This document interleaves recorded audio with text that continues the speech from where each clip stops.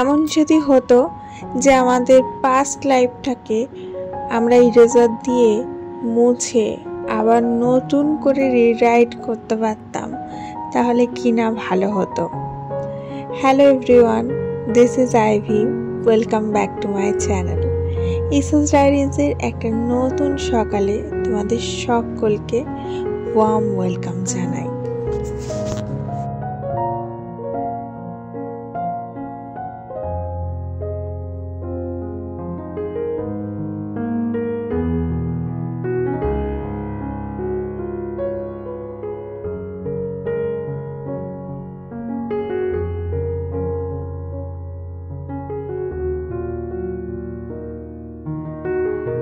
সকালবেলা ঘুম থেকে উঠে দেখি ব্যালকনিতে এত সুন্দর একটা জবা ফুল ফুটে আছে, দেখেই মনটা একদম ভালো হয়ে গেল। সকালবেলা ঘুম থেকে উঠে ব্যালকনিতে যখন দেখি এত এত ফুল ফুটে আছে, তখন মনটা এত ভালো লাগে কি বলবো।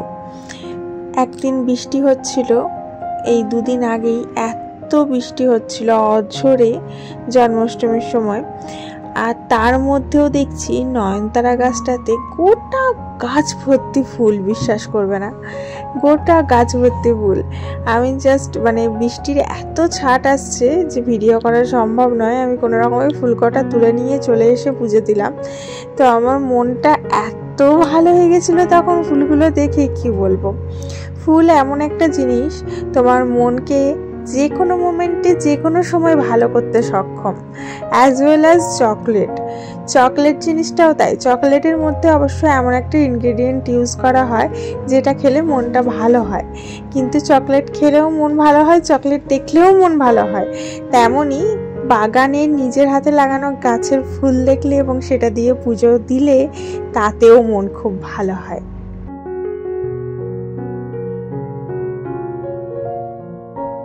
পরিষ্কার পরিচ্ছন্ন বিছানায় শুতে কার না ভাল লাগে। যখনই বিছানাটা বাগাই তখন বিছানাটা বাগানোর পর টান টান বিছানাতে মনে হয় শুয়ে পড়ি একবার। টান টান বিছানাতে শুতেও আরাম এবং ঘুমটাও খুব ভালো হয়। তো যাই হোক, বিছানাটা বাগানোর পর মনে হলো একটু বসে একটু গল্পের বই পড়ে নিই, তারপরে অন্যান্য কাজগুলো করব। হাতে একটু সময় ছিল, তো যেমন ভাবা তেমন কাজ। আমি টান টান পরিষ্কার পরিচ্ছন্ন বিছানাতে গাটা হেলিয়ে দিয়ে আস্তে করে গল্পের বইয়ের মধ্যে ঢুকে পড়লাম।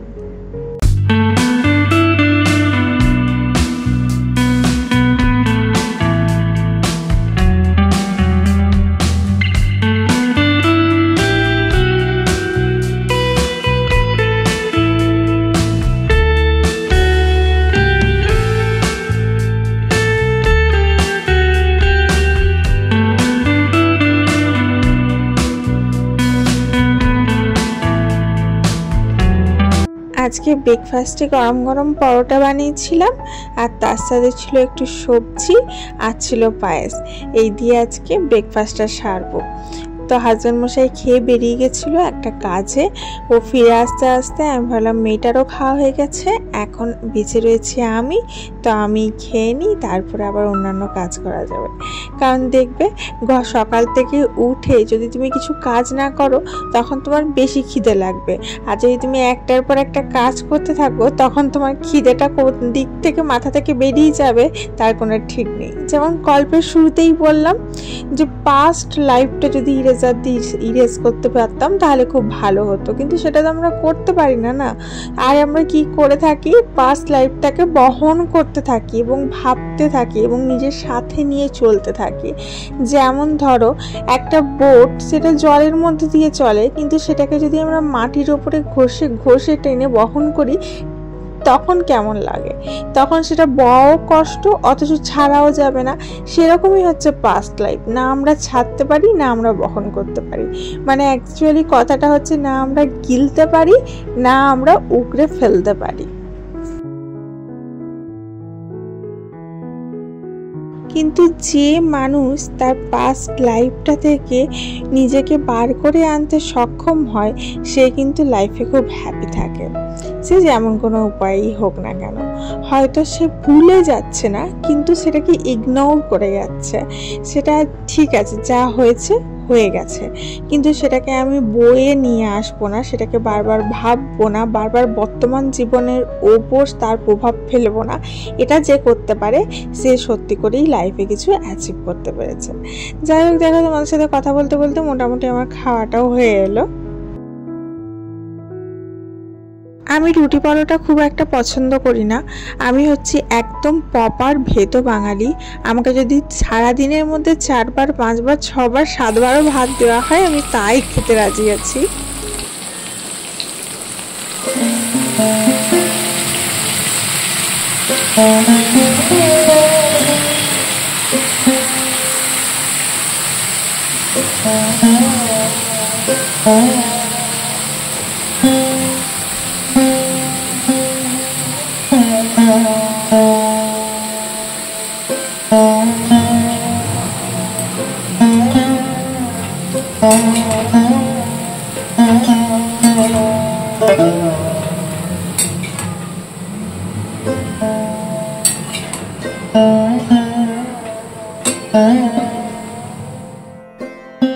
আজকে একটু নিরামিষ বাঁধাকপির তরকারি করছি।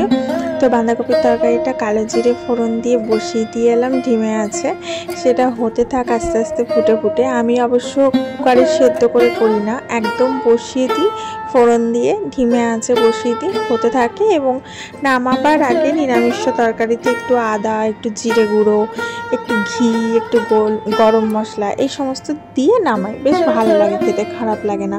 অনেক সময় আবার পেঁয়াজ দিয়ে করি, সেটাও খারাপ লাগে না, ভালো লাগে। আমার মা দেখতাম তাড়াতাড়ি করবার জন্য কুকারে একটু করে ভাপিয়ে নিত, তাহলে খুব তাড়াতাড়ি হয়ে যায়। তো আমার তাড়াহুড়ো নেই, আমি ঢিমে আছে বসিয়ে দিই, ঢিমে আছে ফুটে ফুটে হয়।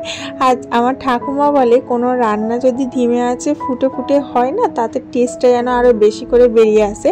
যদি ধরো তুমি ডিমের কারি বা মাছের কারি করছো, ঢিমে আছে বসিয়ে রাখলে নিয়ে ফুটে ফুটে যে মরবে না, তাতে টেস্টটা আরও বেশি ভালো হয় নাকি। এটা ঠাকুমার কথা, আমারও বেশ ভালোই লাগে। তো যাই হোক, তো ওটা করে এসে এদিকে আমি কিছু বাসন কোসন ছিল সে কটা ধুলাম, ধুয়ে আমি আটার ডিব্বাটা আজকে ধুয়েছি, ওটাকে বারান্দায় দিলাম, শুকিয়ে গেলে আটাটা রিফিল করব।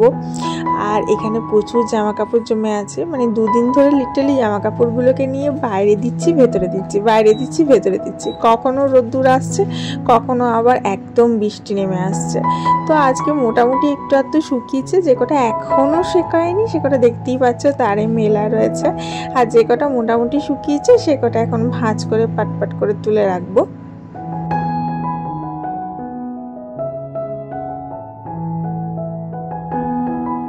অনেকে দেখি কাজ ফেলে রাখেনি, কাজ জমিয়ে রাখেনি, অনেকটা হলে তারপরে করে।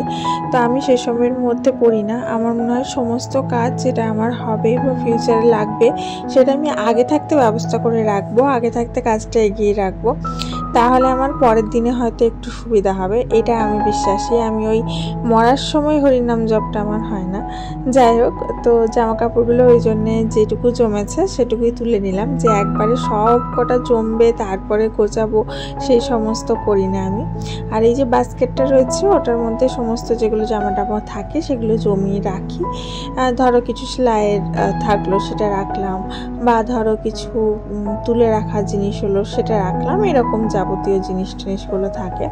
তো যাই হোক, এখানে আমি চেকও করছিলাম যে এই জামাগুলো কোনোটাতে ভিজে আছে কিনা, এবং চেক করে করে আস্তে আস্তে গুছিয়ে নিচ্ছি।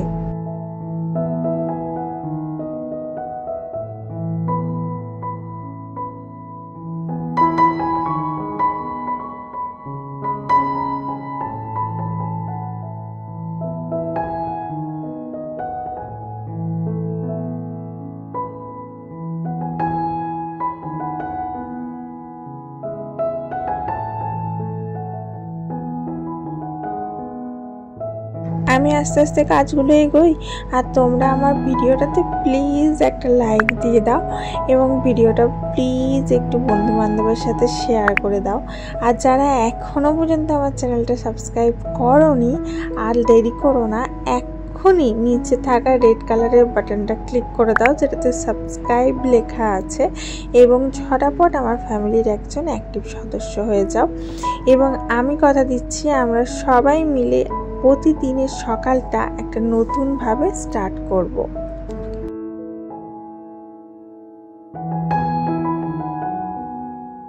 কিছু মানুষ আছে যারা প্রতিদিন বেসিসে আমাকে রেগুলার বেসিসে দেখে, আমাকে অনেক অনেক ভালোবাসা দেয়, ভালো ভালো কমেন্ট করে, তাদের প্রতি আমার প্রচুর প্রচুর ভালোবাসা।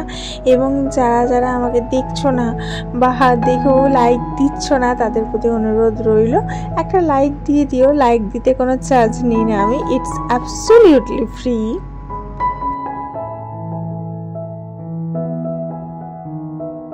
যে জামা কাপড় কটা আয়রন করার হবে সেগুলো ভাঁজ করে ওই ঝুড়ির মধ্যেই রেখে দেবো, আর বাকিগুলো আমি ভাঁজ করে একদম তুলে রাখবো।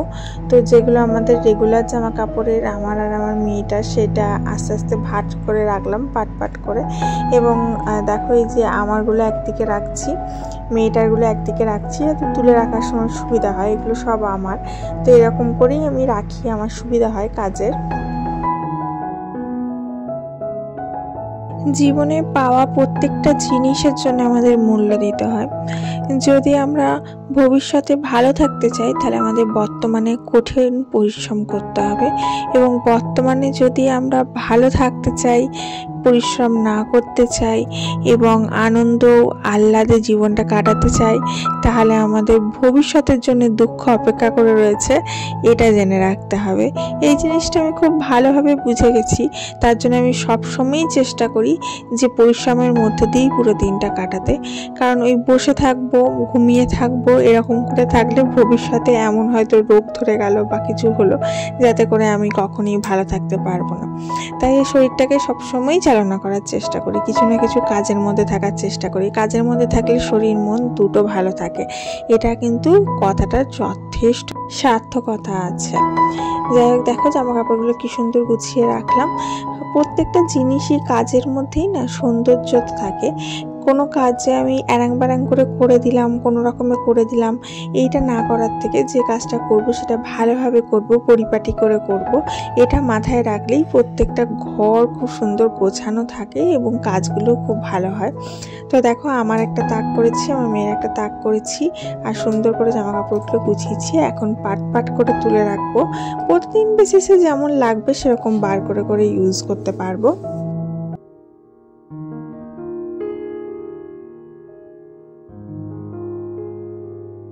আজকে খুব সিম্পল রান্না ছিল, খুব একটা তামঝাম ছিল না। যদি সকালবেলা একটা মোটা তরকারি বসিয়ে দেওয়া যায় না, আর একটা কিছু পাতলার মধ্যে করে নিলেই মোটামুটি কাজের চাপটা কমে যায়, রান্নার চাপটা কমে যায়। যেমন ধরো সকালবেলা উঠে একটু বাঁধাকপির তরকারি বা একটু কুমড়োর তরকারি এগুলো বসিয়ে দিলাম, এগুলো কাটতেই একটু ঝামেলা, কিন্তু ডিমে আছে বসিয়ে দিলে সেটা হতে থাকবে এবং এদিকে তুমি কাজ সারতে পারবে, আমার এটা মনে হয়। তো ওই আর কি, বাঁধাকপির তরকারিটা দেখতে দেখতে হয়ে গেল, আর তার সাথে একটু মাছ ঝাল করেছিলাম। কি মাছের, দ্বারাও দেখাচ্ছি এখনই যে কি কি ছিল। আর এর মধ্যে আমি চান করে আর পুজো করে কমপ্লিট করে নিয়েছি। এই দেখো, ভাত বেড়ে নিয়েছি লাঞ্চের জন্য, বাঁধাকপি, নিরামিষ বাঁধাকপির তরকারি, এটা কালো জিরে ফোড়ন দিয়ে করেছি আদা দিয়ে। আর এটা গতকালের একটু পটল আলুর তরকারি ছিল, সেটা নিয়েছি, এটা টাটকা নয়। আর এখানে একটু পাঁপড় ভেজেছিলাম গরম গরম, পাঁপড় ভাজাটা খেতে খুব ভালোবাসে। আর এখানে ইলিশ মাছের ঝাল করেছিলাম, ইলিশ মাছের লেজ, মুড়ো এগুলো ছিল, তো এগুলো সব দিয়ে ঝাল করে নিয়েছিলাম, টমেটো দিয়ে, কাঁচা লঙ্কা দিয়ে। তো এই হচ্ছে আমাদের সিম্পল লাঞ্চের মেনু, এর সাথে টক দই তো থাকেই মাস্ট। তো চলো আজ আসি, দেখা হচ্ছে কালকে, ভালো থেকো সবাই।